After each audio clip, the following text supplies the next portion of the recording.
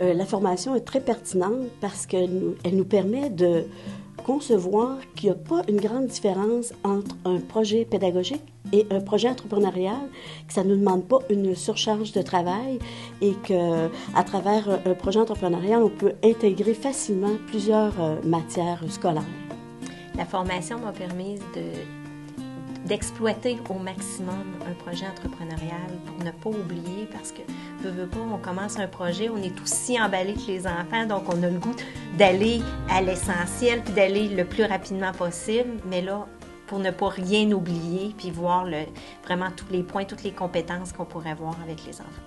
La formation en entrepreneuriat m'a permis aussi d'avoir un réseautage au niveau des personnes ressources autour de moi et des autres professeurs avec qui on peut s'échanger des idées et la structure pour faire nos projets.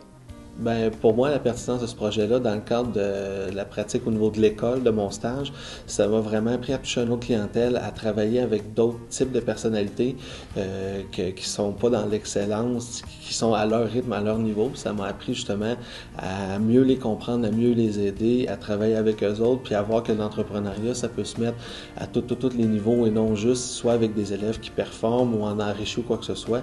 C'est certain que en prenant conscience de l'importance de développer très tôt les petits aux valeurs entrepreneuriales et les retombées futures aussi. Ça me donnait comme encore plus le goût d'entreprendre avec eux et aussi de vulgariser les valeurs entrepreneuriales, les mettre à leur niveau pour qu'ils soient conscients que lorsqu'il y a une valeur qui est véhiculée ou manifestée dans la classe, qu'ils sachent au moins ce que ça veut dire.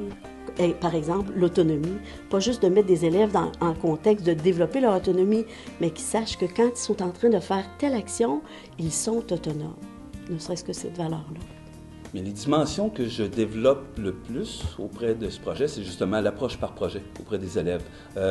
Comment on met en marche un projet, comment on intègre les élèves auprès de ce projet-là, de toujours ramener aussi à certaines caractéristiques entrepreneuriales. Ça met du concret un peu et ça nous permet aussi d'explorer un peu plus leurs intérêts, leurs valeurs, leurs aptitudes par rapport au monde du travail. Les outils utilisés dans ma classe, ce sont les valeurs entrepreneuriales. Les enfants les développent dans un projet.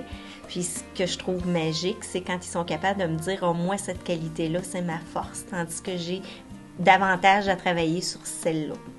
Puis aussi, un projet entrepreneurial me permet d'utiliser les ressources extérieures. Ce que j'entends par là, c'est par exemple un entrepreneur dans le quartier ou même de l'extérieur qui va être prêt à venir dans ma classe pour parler de son métier à un enfant. Donc, c'est plus enrichissant pour eux que moi, si je fais des recherches ou eux font des recherches, c'est vraiment du vécu directement.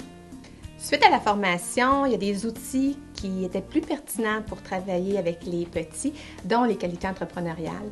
Un autre outil qui a été très intéressant, puis en tout cas que je prends beaucoup dans ma pratique, c'est l'entrepreneur. Inviter un entrepreneur dans la classe. Alors des fois, ça peut être des parents d'enfants, mais c'est toute la signifiance, puis les enfants voient leurs parents différemment, les enfants changent aussi, alors c'est quelque chose que j'utilise beaucoup aussi quand je fais un projet entrepreneurial.